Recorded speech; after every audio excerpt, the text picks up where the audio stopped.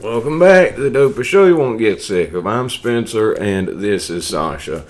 Spent most of my 20s in federal prison, but have been off heroin since April 9, 2010. Got a lot of stories about the stupid stuff I did to get put in prison. Got a good many stories about the stuff that happened while I was in prison, too. And God forbid you end up in prison, you want to make some of the same mistakes I made. So at the medium security, I'd been there for a little bit, and there was a whole big situation that happened with the person I spoke on the other day, Max. Max was doing the too hard for the yard thing.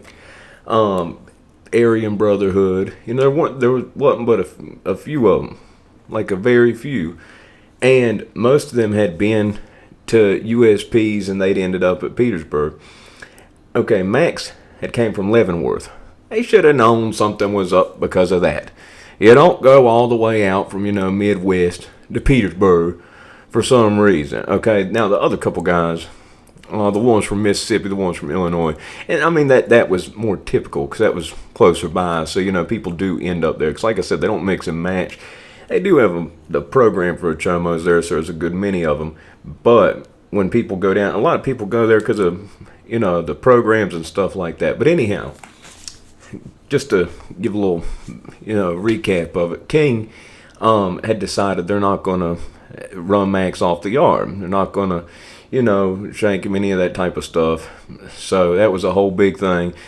And Rooster, who was the head of this little group of people, white dudes, it's like they call it the haters or whatever.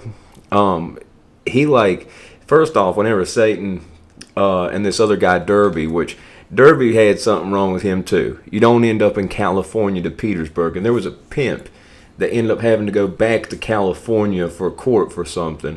And whenever he got back, he let Derby know, yeah, your brothers aren't happy with you. They said they're going to have an issue. They're going to come after you and this, and that. And he had this look like, oh, I can't imagine why. Well, yeah, you do imagine why. That's why you were all the way at Petersburg from California. Come on, get out of here. Come on. Don't quit with the lies, fabrication, and all this foolishness. So anyway, but when him and Satan approached, and they're watching this guy, Rooster, who's a chubby guy from Virginia, bald head with a big old blue teardrop tattooed on him. He's speaking to this group. He's a little leader of it, and he's like, yeah, y'all been doing good, putting in work and this and that. And Satan and Derby look at each other because they've been to USP. Satan was at USP McCreary. And they're like putting in work. They've been putting in work here. Putting in work means, you're stomping somebody out and everything else. Like usually you're putting steel in somebody. A lot of times they'll have somebody bear hug somebody, and then two other people are going to poke him up while he's bear hugged. I mean, some vicious stuff.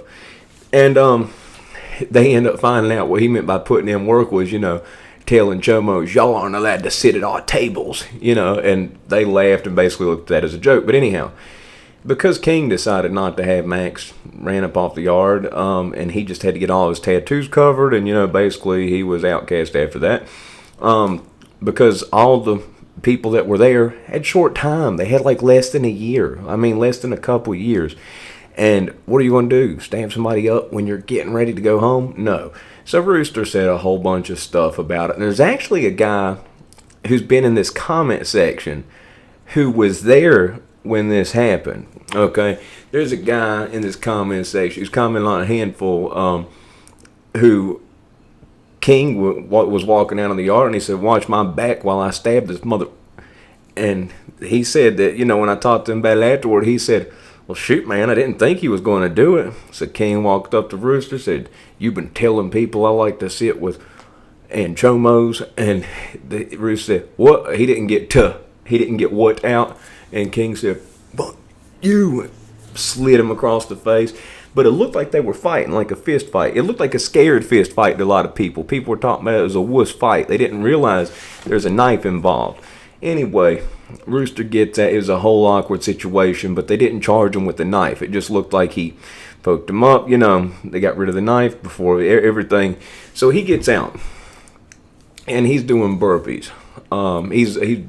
He had a little extra weight on. It's probably about 200 pounds, about 5'9", 5'10".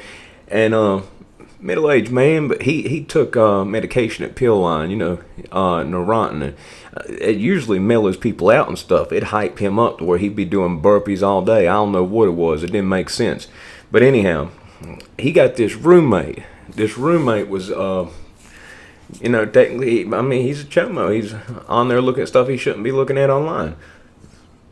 He ended up being roommates with King after he spoke to King, and he's like, now listen, I don't want to be like this. I want to be good, blah, blah, blah, this and that. Basically asked him to guide him, and he showed him his papers and all this stuff. He's only doing 5 years, and it wasn't hands-on. It was like he looked at something, and it wasn't as bad as the rest. But in my mind, it still is what it is, So King took him under his wing, and this kid went from, he was like a little bit shorter than me. He was probably about 5'7". He was probably about 210 pounds overweight. He got down to 155, but I mean, he looked like just ripped out of steel. And I got thinking, I was doing, I ran a lot. See, when my first year at the medium, the first pod I was in, now down the drug unit, I had to remote to the TV, myself faced it, say after 9 o'clock. If you don't have a cell facing the TV, you can't watch Sons of Anarchy, Breaking Bad, all the good shows. American Horror Story, now that was my main one, which is getting ready to come back on, by the way. I love that show. Anyhow, so my first year, though, before I went down to the drug unit, it was all but impossible to get a cell unless you had been in that pod for 5 years. The average person in that unit, I would say, had a minimum of 15 years remaining. I mean, the average person in that unit probably had a 30-year sentence. A lot of people with a lot of time. So you weren't going to get a good sale because they weren't leaving. You weren't going to get it because people were basically in their home where they were going to be living for the next years to come. So anyway, I didn't watch a whole lot of TV.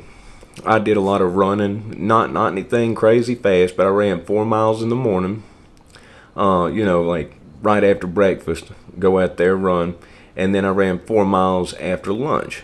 Now, during the time after lunch when I'd be running, that was when he was doing burpees, and there was a bunch of people out there. There was a number of people, from other groups and other stuff that join in sometimes. Sometimes you have a Latin King or this person and that join in doing the burpees. And it's blacktop, and there's a fence before it goes out to the main yard. But, I mean, it's pretty much connected. And you'd get a mat because it'd burn your hands on the ground because the ground gets so hot. So you'd have to get a mat from the inside. You give them your ID, they give you this mat. You do it on that. So I see them doing this for so long, and I'm running 8 miles a day, but it's a different type of cardio. The burpees, the movement, you can run 8 miles a day, have incredible, but I was like, man, that burpees is a different type of thing. So I said, been thinking about doing this, like, yeah, man. And, I was like, hey, Taz, you think you'd want, and he kept on asking me about it. I think he wanted me to come join in with it. He saw me out there running, working hard. That's the biggest thing I ended up making friends with when it came to that workout stuff was they'd watch me for a while, and then they'd realize, I was serious about it.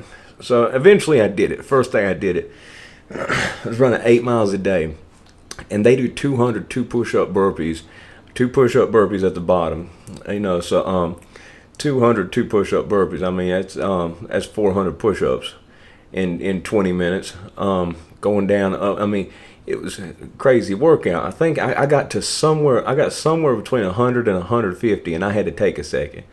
And I beat myself up like, man, I'm sorry. And at the end, after he got done, he's like, nah, man. He said, you did good. He says most people don't get past 50 their first time. He said that was good. He says you got to learn to breathe with it. So I made friends with them doing that. Now, there was a whole issue with the guy who he took under his wing and stuff like that. And I ended up becoming friends with that guy, Satan, too. Guy Satan. This is hilarious because he's an Aryan Brotherhood member, okay? You know what that's about. But he looked like Seth Rogen, kind of. Like, he looked kind of like Seth Rogen, only his tattooed, finger to neck and even had like one of the little ones right here. Kind of like one of Mike Tyson looking tattoos. And as around about the time that Ghost, Max, and all them, they ended up being like his little bunch, and they were going to defend him, or they acted like they were going to defend him against the guys that they came after him. It was a weird, tense time, especially because Max and Satan was in the same unit. And it was really weird with Max getting all his tattoos covered because he got them covered by Satan, somebody who was probably going to put a piece of steel in him if King had decided different. And he grinded that needle in him. It was something awful. He grinded that needle in him hard. But I became friends with King. I became pretty good friends with him. We did burpees every day. And there was an issue, that I'll talk about later about his little guy, the little cellmate who ended up kicking out of his cell. There's a whole big conundrum, a bunch of stuff that happened. And it ended up being, there were a good many days it was just me and him. Just me and him doing burpees. And, at that time, my ex, turned out being no good hussy, she was black. So, you know what I mean? I wasn't sure how that was going to pan out. People find out certain stuff. And, so I remember taking a picture out there, and he was complimentary. He didn't have anything bad to say. Ironically, it was usually like the little run around too hard for the yard guys that had stuff to say. You know what I mean? So anyway, yeah, we did burpees every day. Now, this guy had he had the dumbest tattoo on his back. It wasn't good. Now he was my friend, but this tattoo is stupid. He had a big old Swazi on his back with like like those showgirls like that. He had like a showgirl with one leg straight out, like this, tattooed giant on his back. I mean, that's something I didn't get. How you gonna go to the beach the rest of your life? I mean, even if you got something like that tattooed on your back, man, there's so many people got so many different crazy tattoos and stuff. Just this is a little bit off, but there was one Native American dude, big dude, big boy, youngin', had a big old black hand tattooed on his face, which I didn't understand because I thought as a Mexican mafia thing. But anyway, King, just sitting there talking with him the number of times, number of workouts, number of stuff. He's like, it's like a big brother kind of thing. It's like I was like his nephew or something like that. But we did those burpees for months and months and months, and it all happened after he got out of the shoe for that face shanking thing that happened, where he hit that guy. But pretty much, if you run up on somebody because they said something about you, and you slice their head open a number of times, he had scars from that. And they questioned him about it, and they're like, "We know you had shank, man." They're like, "He's cut up a little bit," and I heard about it later because see, when people get taken to get questioned, and they're in these organizations, especially at this one where a lot of stuff happens, a lot of funky stuff happens, and people have funky backgrounds, they find out about it. They don't go get interrogated alone. They won't do it. They refuse to do it. So basically, Satan has to be there when King gets questioned so he can be a witness and be like, he didn't say nothing. If he goes and gets questioned alone, well, that's an issue because nobody knows what you said. I heard about it afterwards because they was like, we know you had shank. And they said that they was almost like smirking, like, we know you had one, man. Come on now. But, it sounded like the Rooster guy, they didn't like him anyway. The staff didn't like him. People didn't like him. And, even though King was Aryan Brotherhood, he was a chill guy to make him go to that level. And that's what's so crazy. When you see these people that are calm, nice, collected, respectful, just everything about them says they're a reasonable person. But when I was little, my mom had a saying, like I said it. My mom and my family laughed about it, and they've been saying it since. They asked me why I did something. Somebody pushed me so far in school, I smacked them up a little bit. I was a little kid. And she asked me, why'd you do that, though? Why didn't you, why? And I said, Mom, it's like a rubber band is in my head. And it gets stretched so far, and my rubber band snaps. Once it's stretched so far and it snaps, it's done. That's what it is. That's what's going to happen. And I guess his rubber band snapped. He got pushed so far, hearing all this Gossip Girl stuff coming back. I've said it before. It was like Mean Girls, but with guys with face tattoos that might shank you in the face. Literally, the gossip stuff. Well, King didn't do the gossip stuff. He didn't do the being talked about stuff. But one day, I remember sitting there talking to them. We were doing burpees. They were talking about somebody that just got there.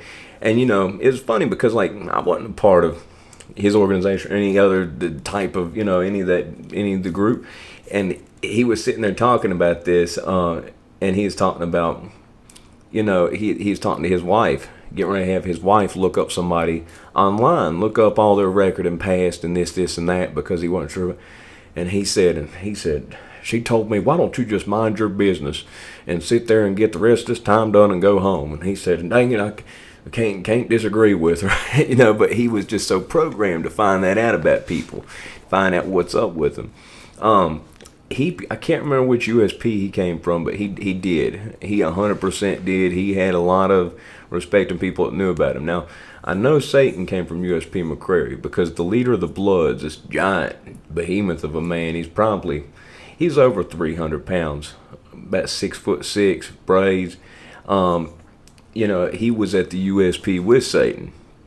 And Satan, they had some stories about this guy who was a serial killer Satan was friends with, that they called Santa Claus, who ended up passing away in there. Had some wild stories about that guy. But anyhow, the blood leader, Satan, there was a couple times I was talking to Satan, and he'd get the blood leader come over and tell about a story, sometimes when there are two people that were there, and you talk about something that happened, it gives a little bit more authenticity. It makes it a little more fun. It makes it a little more interesting.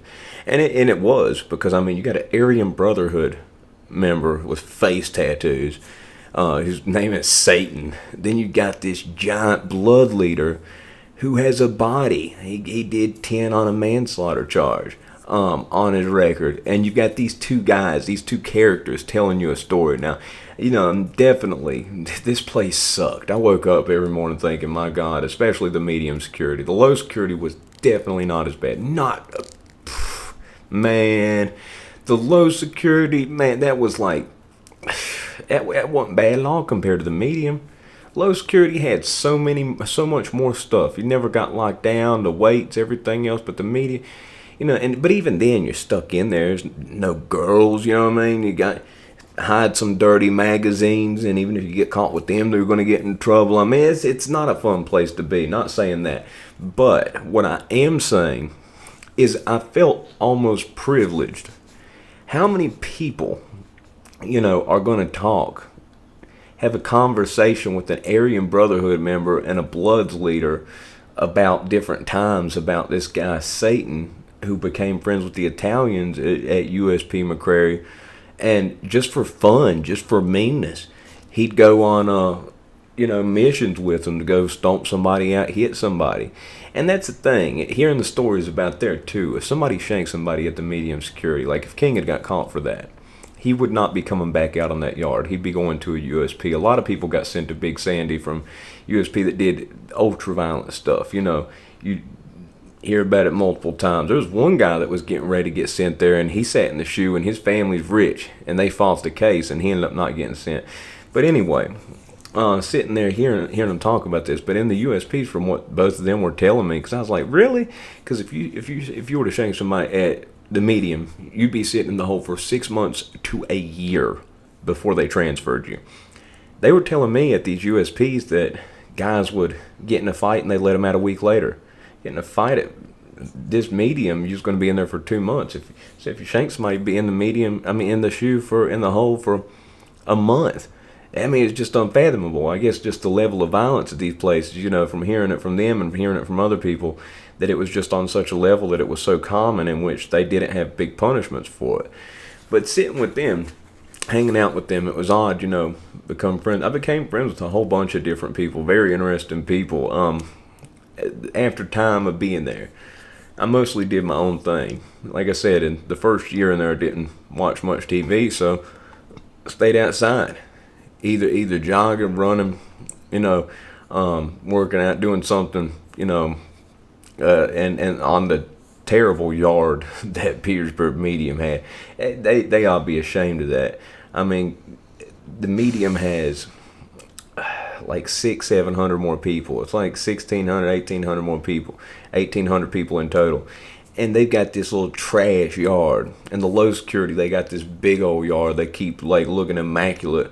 It's the craziest thing you ever seen. But we had, remember doing burpees.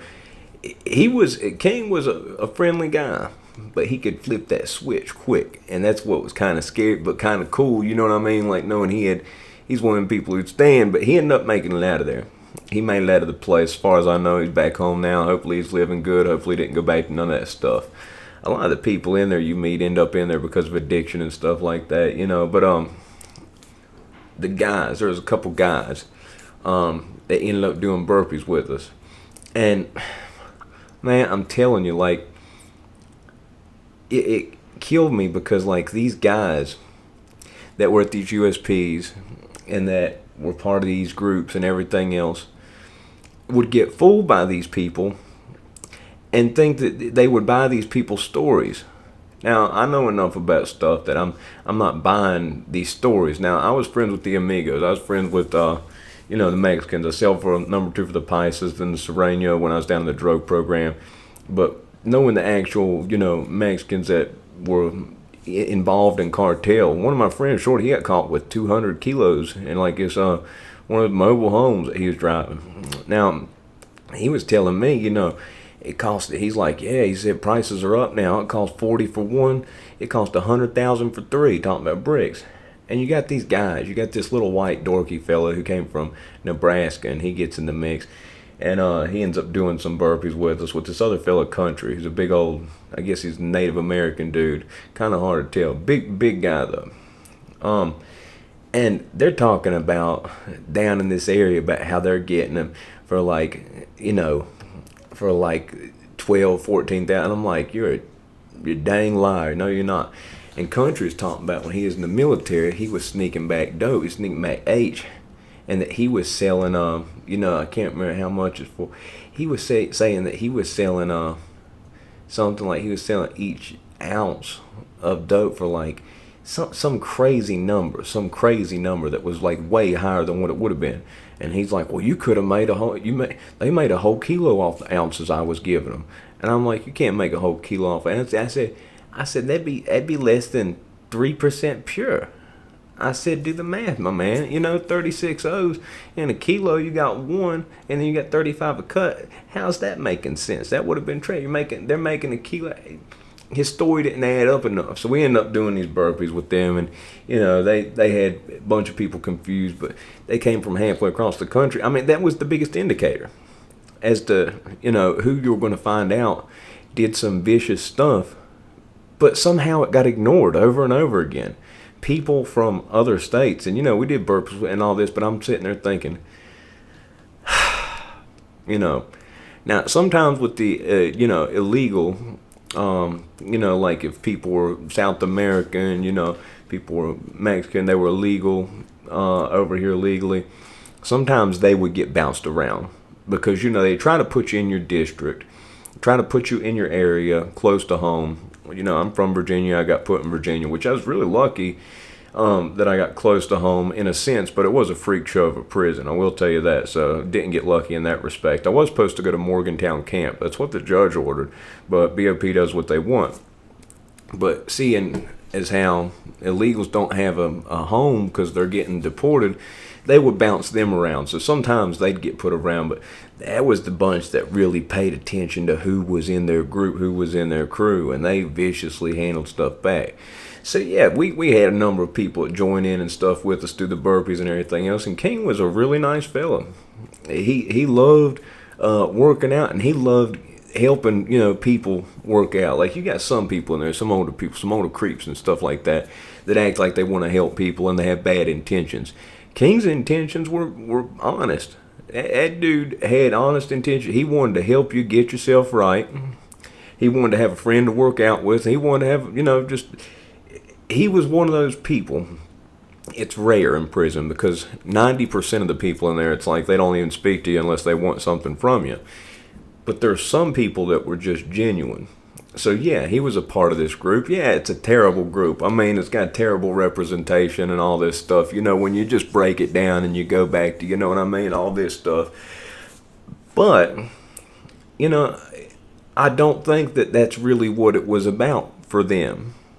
I'm speculating here, because I became his best friend. At the time, my ex was black. I'm doing burpees with this dude every day. And then same thing with him. I think it was more like a way to, get through what they were getting through. It's just me speculating on it. I can't say they were bad guys. I mean, seriously, both of them, they were friends to me.